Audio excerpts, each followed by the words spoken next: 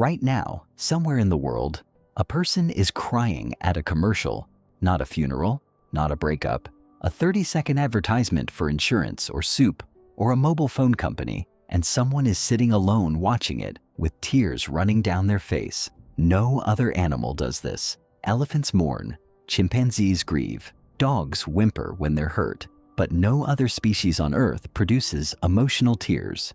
Tears triggered not by pain or smoke or wind, but by feeling something. That distinction is stranger than it sounds, because crying is expensive. It signals your location to predators. It blurs your vision at exactly the moment you might need to see clearly. It makes you look weak to anyone watching. By every measure of basic survival logic, emotional crying should not exist. And yet here we are, weeping at commercials. So why does it happen? What is crying actually for? And why did evolution keep it around for 300,000 years when it seems, on the surface, to do nothing but make you vulnerable? The answer is not what most people think. Let's start with what a tear actually is. Your eyes produce 3 types of tears. Basal, tears, the continuous film that keeps your eyes lubricated. You're making them right now. Reflex tears, triggered by irritants, smoke, onions, something in your eye, your body flushing out a threat. And then there's the 3rd type, psychic tears. Emotional tears, the ones that arrive when you watch a video of a soldier coming home to his dog. The ones that show up uninvited at the end of a movie you've seen before and already know the ending of. These are chemically different from the other 2. Emotional tears contain higher concentrations of stress hormones, cortisol, ACTH, prolactin. They contain leucine and kephalin, a natural painkiller. They contain more protein than reflex tears. Your body is not just leaking, it is manufacturing a specific chemical cocktail and releasing it through your face. The question is why? One theory, the one most people have heard, is that crying is a pressure release valve. You build up stress hormones, you cry, you release them, you feel better. The chemistry seems to support this. Emotional tears carry stress hormones out of the body. After crying, cortisol levels drop. People consistently report feeling calmer after a good cry. But here's the problem with that theory. Not everyone feels better after crying. Studies consistently show that about 30% of people feel worse, more anxious, more depleted, more hollow. And the people who feel better, they almost always cried in front of someone else. The people who feel worse, they almost always cried alone.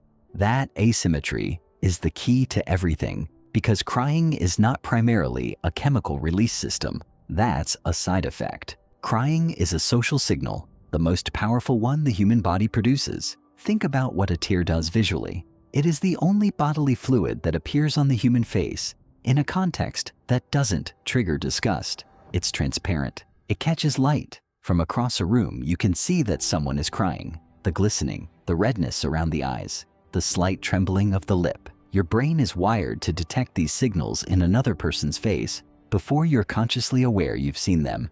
Threat detection, empathy circuits, mirror neurons. The whole apparatus fires within milliseconds. You see someone crying, and your body responds before your mind does. This is not accidental. This is the point. In 2011, researchers at the Weizmann Institute in Israel ran an experiment. They had women cry real emotional tears. They collected the tears. Then they had men smell either the tears or a saline solution that looked identical. The men who smelled the tears showed measurable drops in testosterone. Their brain scans showed reduced activity in areas associated with aggression and sexual arousal. They couldn't see the tears. They couldn't taste them.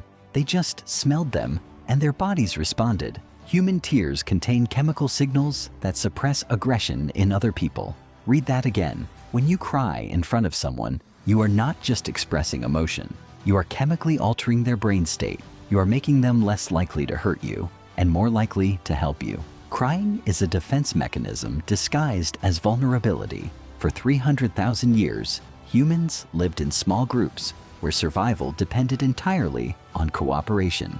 You couldn't hunt alone. You couldn't defend your children alone. You couldn't survive a bad winter alone. The group was everything. In that context, a signal that said, "I need help," that was readable from a distance, that triggered empathy before rational thought could override it. That chemically reduced aggression in the people around you, that signal was extraordinarily valuable. Not despite making you look vulnerable, because it made you look vulnerable. Vulnerability in a cooperative group is a request. It says, I cannot handle this alone. It says, I need you. And in a species built on reciprocal care, that request is one of the most powerful things one human can communicate to another. But here's where it gets more complicated. Humans also cry alone, in bathrooms, in cars, at 3 in the morning when there's no one around to signal. If crying is purely a social signal, why does it happen in private? The answer brings in a different layer of the biology.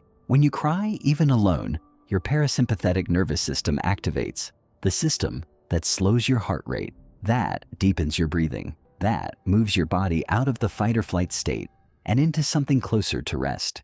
Crying alone is not a signal sent to someone else. It is a signal sent to yourself. It is your body's way of forcing a physiological state change, of making you stop, of making you breathe, of interrupting the cortisol spiral that would otherwise keep escalating. This is why the ugly cry feels different from the quiet cry. The ugly cry, the one that takes over your whole face and makes it hard to breathe, that is the full parasympathetic activation. Your body physically overriding your mind, forcing stillness, forcing breath, resetting the system. You don't choose to cry like that. It happens to you.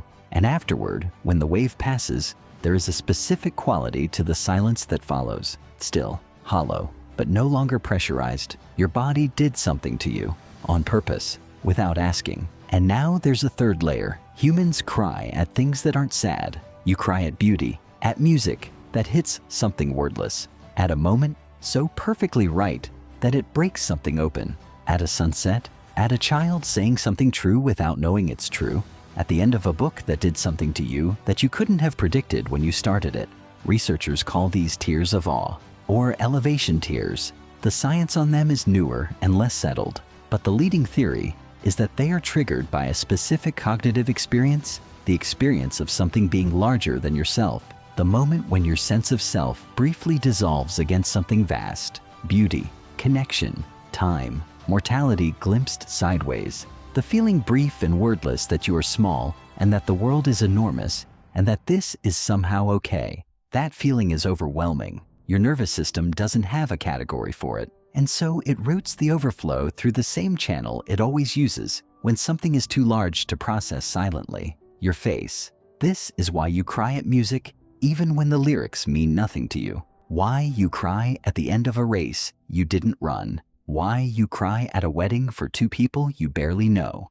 It is not sadness, it is magnitude. The nervous system encountering something bigger than it can hold and leaking.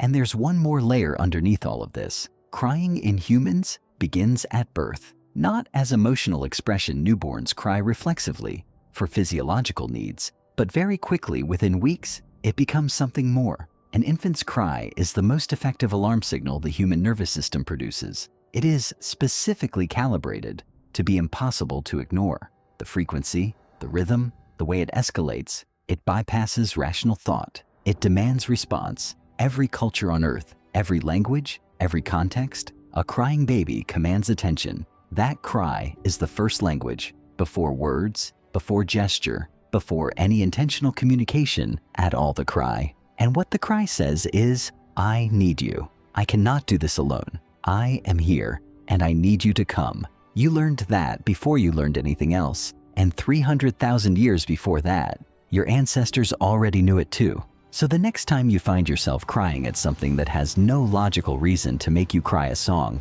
a stranger's kindness, a dog waiting by a door, it is not weakness. It is not malfunction. It is not embarrassing. It is one of the oldest and most sophisticated systems in the human body, doing exactly what it was built to do. Telling someone or telling yourself something that words were never precise enough to carry. You couldn't say it, so your face said it for you. That's what crying is. It is the thing your body does when language isn't enough.